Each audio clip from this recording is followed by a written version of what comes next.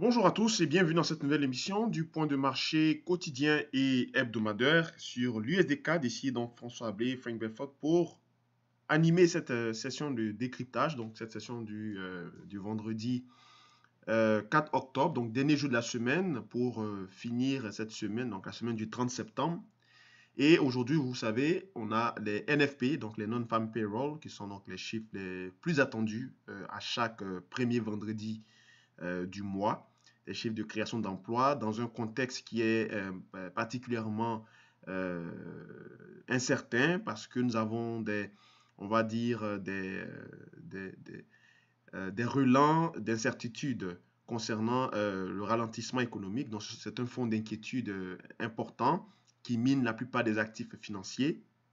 Et les chiffres de création d'emplois seront là, en fait, comme une sorte d'apothéose pour pouvoir justifier si oui, l'économie américaine est en plein doute ou bien elle a encore la solidité, la puissance nécessaire pour rebondir à chaque fois que l'on pensait que il y avait, on va dire, un quelconque soupçon un quelconque soupçon d'une atmosphère, on va dire, récessive.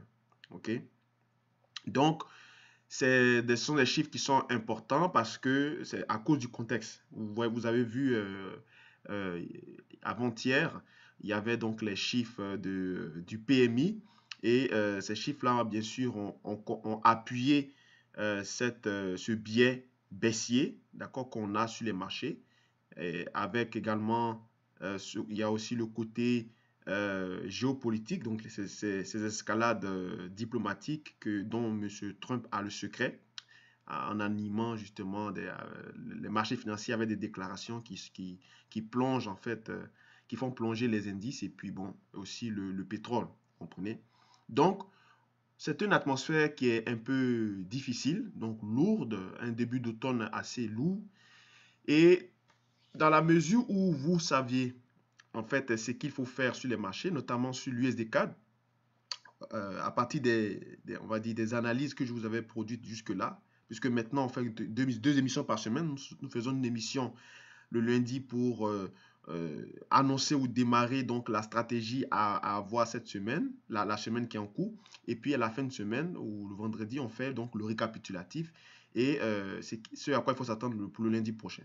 Voilà, le débriefing, comme on appelle. Donc, vous avez vu que dans l'émission du lundi, je vous avais dit, tant qu'on ne casse pas cette zone en vert, en bleu ciel ici, il ne fallait pas shorter. Ça représentait la zone des 1,3280 et 1,32 pile. Vous voyez? Qui représentait en fait la zone du biais, non seulement hebdomadaire, mais aussi mensuel. Vous comprenez? Donc, je vous ai dit, c'était très facile à trader ce genre de configuration. Et vu qu'on avait cassé, hein, vous voyez bien ce range ici hebdomadaire là, qui compte à peu près, je pense, 1, 2, 3, 4, 5, 6, 7, 8, 9, 10, 11, 12, 13, 14 jours. Donc, un range de 2 semaines. Donc, tant qu'on ne cassait pas puisqu'on on avait cassé ce range et on n'a pas clôturé en dessous, on n'a pas clôturé en dessous, on a clôturé au-dessus. Donc, on a cassé, on a réintégré et on a clôturé là. D'accord? Donc, ce qui veut dire qu'il y a la puissance d'une réintégration quelconque était là. Hein. Et je vous avais donc dit qu'en intraday, il fallait par exemple chercher si vous voulez intervenir à un short, d'attendre de shorter aux alentours de la moyenne mobile en intraday. Donc, on est monté effectivement ici, on a commencé à respirer et après on est reparti encore recassé. Vous comprenez? Donc, le fait que l'USD CAD a réintégré aussi brutalement ce range-là, c'est en fait dû à la faiblesse du pétrole, donc lié en fait aux questions d'incertitude économique sur le marché. Voilà pourquoi nous avons réintégré ce range-là de 2 semaines, le casser, d'accord, violemment à la hausse, faire un pullback là-dessus.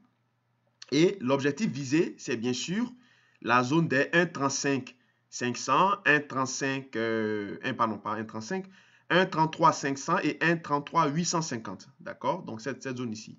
On peut même aller jusqu'à 1,34, voire même 1,34 250. Pourquoi pas? D'accord? On peut aller à ce niveau-là justement parce que tout ça, ça représente le pullback, hein, le pullback semestriel cette cassure-là de moyen terme. Donc, ce canal ascendant de moyen terme qui a duré de quasiment 2 ans et demi, donc depuis août 2000, depuis juin, juillet, donc depuis l'été 2017.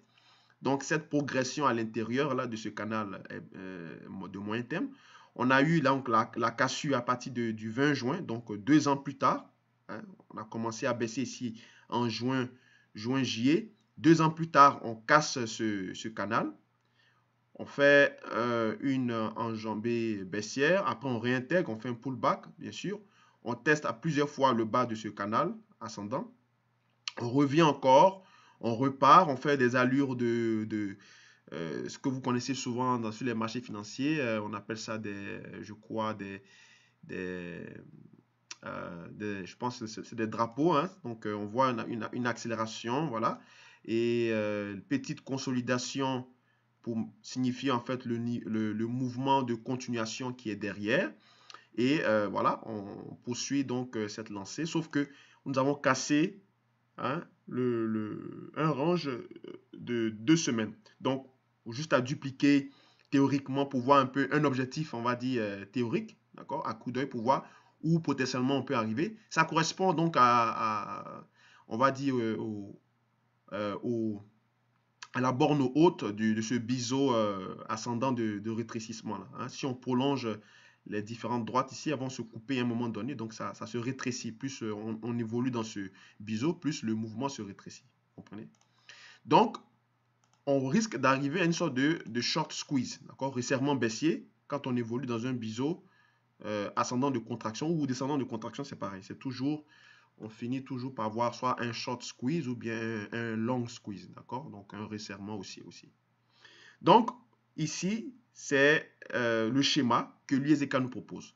Cependant, nous avons les NFP. Les chiffres de NFP sont attendus quasiment en hausse, mais le différentiel de cette hausse risque de ne pas trop impacter. Si jamais il reste pareil et qu'il est confirmé, il risque de ne pas impacter donc de ne pas impacter, on va dire, cette progression. Donc, on risque donc de poursuivre cette lancée, c'est-à-dire aller tester les plus hauts. Donc, vous voyez qu'on a cassé, on fait un pullback là-dessus. Peut-être qu'on va réintégrer ce canal. Si on le réintègre, ben, ça veut dire que le marché est vraiment opté dans une dynamique baissière. Par contre, on peut revenir aussi prendre appui sur la moyenne mobile ici, qui a joué un rôle, qui a joué un rôle de résistance à un moment donné en termes de clôture, qui a joué un rôle en termes de pivot à partir des amplitudes qu'on avait ici. Donc, on peut revenir tester ce niveau pour encore, on va dire, végéter, voire recasser, donc une réintégration. Vous comprenez? Par contre, si on casse directement cette moyenne mobile, c'est comme si on invalidait cette enjambée haussière ici. Vous comprenez? Donc, qu'est-ce qu'il faut faire? Ce qu'il faut faire, c'est que les chiffres du NFP, tant qu'on n'a pas un bon NFP, au moins de plus de 50 000 créations d'emplois, comparativement aux chiffres précédents qui étaient donc je crois, de 130 000, et il est attendu aujourd'hui à 165 000, donc à peu près 35 000 de différentiel.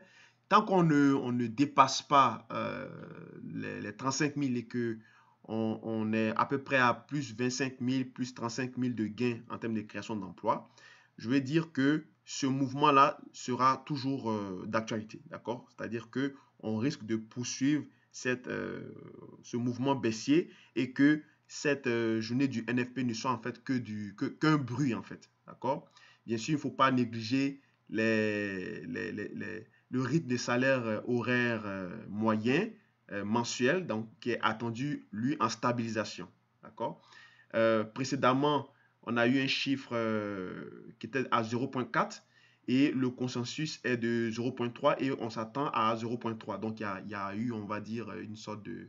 on s'est attendu à une sorte de stabilisation. Par contre, au niveau de la création d'emplois, le chiffre précédent était de 130 000, le consensus est à 145 000 et la prévision est à 165 000. Vous comprenez? Donc, il faut qu'on soit au-delà de au moins un différentiel de 50 000 créations d'emplois pour avoir en fait un mouvement pour soit invalider ce qui est en train de se passer ou pour, on va dire, renforcer, continuer ce mouvement. En tout cas, si vous voulez shorter l'USD CAD, faites-le au moins aux alentours des 1,34, voire 1,34 250. D'accord? La zone des 1,34 200 et 1,34 250. On va le mettre ici. Voilà. Dupliquer. Voilà. Donc, 1,34 250. Voilà. Donc, ou 1,34 25. Et ici, ça serait 1,34 rond. Voilà. Donc, si vous voulez chercher à shorter, donc c'est quasiment la trajectoire, le long de la trajectoire de ce pullback transformé en biseau de contraction, biseau ascendant de contraction. Donc, à ce niveau ici qu'il faut chercher à shorter l'USD4. Pour l'instant, on peut avoir aussi un très mauvais NFP pour invalider ce mouvement et le marché risque de freiner aux alentours des 1,33 850. Pour le moment, on est en train de corriger. Vous voyez bien que le marché, en zoomant de plus près, il vient pour tester donc le sommet de ce range-là, ce petit range bi-hebdomadaire. Et après, peut-être prendre appui pour aller viser les plus hauts. On ne sait pas. Ou à la sortie du chiffre, on peut avoir une réintégration brutale, une cassure de ce mouvement. Toujours est-il qu'au niveau hebdomadaire, la semaine risque de finir dans le vert. On va voir avec la NFP. Et aussi, le début du mois s'annonce, on va dire, un peu timide dans le même ordre que le mois de septembre. Hein. Vous avez vu ici, le mois de septembre a été, on va dire, on a clôturé en termes de bougies de toupie. D'accord? Donc, pour le moment, c'est un peu timide. On est en train de faire des respirations, des pauses, parce que c'est le premier chiffre du mois qui est très important, le NFP. C'est ça qui va déterminer donc l'évolution de l'USD CAD qui pour l'instant n'a fait que progresser à cause de la faiblesse du pétrole ou aussi était baissier à cause du fait que le dollar canadien se renforce parce que les deux sont corrélés, comprenez? Donc ces chiffres sera attendu avec avec tout son sérieux pour valider en fait l'évolution de l'USD CAD et cela va déterminer aussi le profil de l'USD CAD pour la semaine prochaine. Ok? Merci encore d'avoir suivi ce point de marché. Rendez-vous donc tout à l'heure avec les NFP et puis on suivra ça attentivement. Passez un bon week-end sinon et à plus tard. Au revoir.